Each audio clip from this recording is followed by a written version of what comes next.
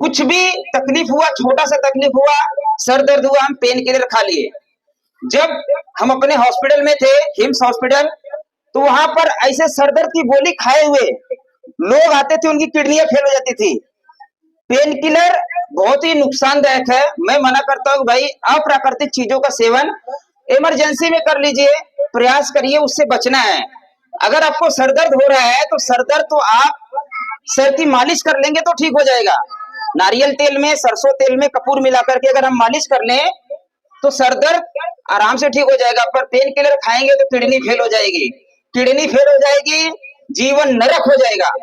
क्योंकि हमने हमारे सामने हजारों लोगों को ऐसे जो जुड़े हुए लोग हैं मरते हुए देखे हैं, क्योंकि वो डायलिसिस जब आ जाता है उनकी, उनका जीवन नरक हो जाता है, उनको बचाया नहीं जा सकता है, ऐसी स्थिति आ जाती है। तो किडनी खराब ना हो इसलिए हमें अपने स्वास्थ्य का ध्यान देना चाहिए।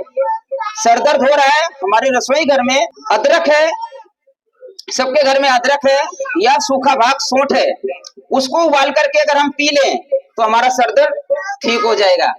लौंग हमारे घर में है, लौंग को पीस करके अगर हम माथे पे लगा लें तो सर दर्द ठीक हो जाएगा।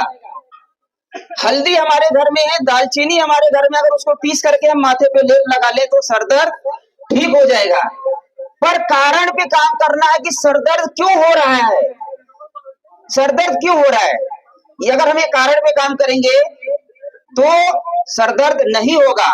मैं बार बार लोगों को यही समझाता हूं कि भाई क्यों पे काम करिए, वो कारण पे काम करिए। सर दर्द की गोली खाएंगे, सर दर्द कंट्रोल तो हो जाएगा, पर क्यों सर दर्द रोज हो रहा है, इसके पीछे का जो कारण है, मैं जो अनुभव किया पिछले 10 सालों का प्रैक्टिस और 3 लाख से ज्यादा रोगियों से मिलने के बाद का जो अनुभव है, वो सबसे बड़ा अनुभव है कि पेट की गड़बड़ी बहुत ज्यादा जिनको है, जिनको गैस बन रहा है, जिनको एसिडिटी हो रही है, जिनका पेट साफ नहीं हो रहा है, उनको सर दर्द होगा। जो बहुत ज्यादा चिंता कर रहे हैं, जो बहुत ज्यादा रात में जाग रहे हैं, अप्राकृतिक चीजों का सेवन ज्यादा कर रहे हैं, उनको सर दर्द होगा। जिनकी बीपी हाई है उनको भी सरदर्द, चक्कर, घबराहट, बेचैनी होगी। जिनकी बीपी लो है उनको भी सरदर्द, चक्कर, घबराहट, बेचैनी होगी। तो एक एक कारण पे अगर हम काम करेंगे तो सरदर्द ठीक हो जाएगा। ब्लड प्रेशर अगर हाई है तो सरदर्द हो रहा है, तो ब्लड प्रेशर हाई क्यों हुआ, जो खाना हम खाएं अगर वो खाना पच नहीं रहा है तो कोलेस्ट्रॉल बढ़ेगा, कोलेस्ट्रॉल बढ़ेगा तो ब्लॉकेज बढ़ेगा, ब्लॉकेज बढ़ेगा तो रक्त का प्रवाह परफेक्ट नहीं होगा, तो प्रेशर रक्त में बढ़ेगा। अगर प्रेशर बढ़ेगा तो ब्लड प्रेशर आपका हाई रहेगा तो सर दर्द होगा, ब्लड प्रेशर हाई रहेगा तो पैरालिसिस का अटैक आ जाता है, ब्लड प्रेशर हाई लंबे समय तक रहे तो कई प्रकार की गंभीर बीमारियां हो जाती है।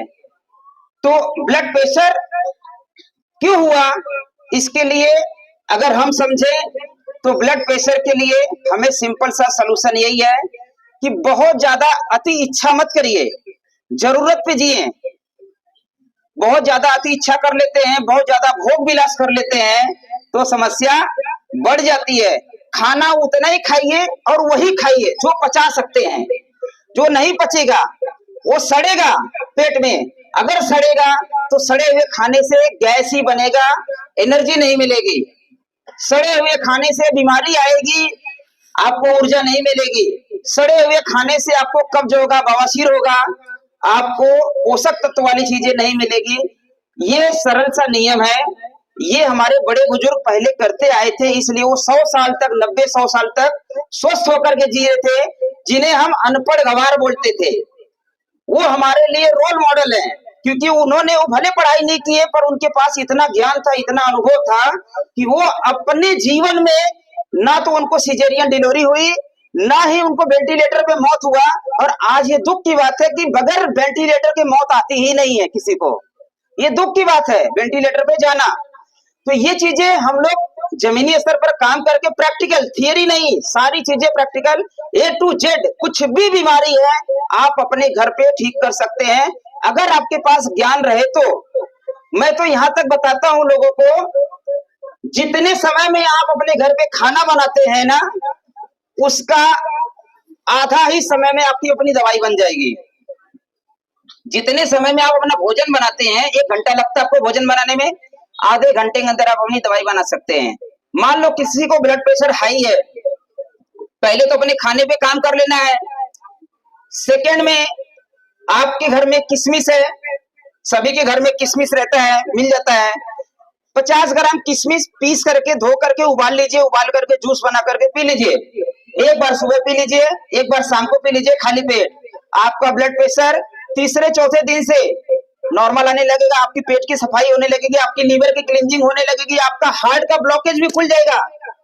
किशमिश इतनी प्यारी औषधि है।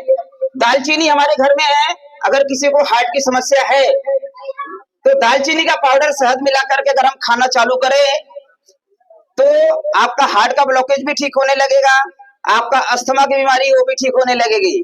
पर कब होगा? जब आप अपने भोग विलास से थोड़ी सी दूरी बनाएंगे। वही खाना खाइए, उतना ही खाइए जितना पचा सकते हैं, ठीक है। 2 वक्त की रोटी की बात की गई है हमारे संत समाज से, या हमारे जो गुरु रहे हैं कि भाई 2 वक्त की रोटी के लिए मेहनत कर रहे हैं, पर खा कितनी बार रहे हैं? 4 बार 5 बार खाते ही जा रहे हैं। देख करके भूख लग गई, अच्छा बन गया इसके लिए भूख लग गई, किसी ने दे दिया इसके लिए भूख लग गई। शरीर हमारा मंदिर है, अगर ये मंदिर है तो मंदिर में चढ़ावा अच्छा होना चाहिए। आज हमारे युवा साथी या बड़े बुजुर्ग बहुत सारे लोग नशे के अधीन आ गए हैं, जीभ के टेस्ट के लिए शरीर में कचरा डाल रहे हैं। अपने जीभ के टेस्ट के चक्कर में शरीर में कचरा डालते जा रहे हैं। रोज मैसेज आ रहा है, रोज 400-500 कॉल्स आते हैं हमारे ऑफिस में।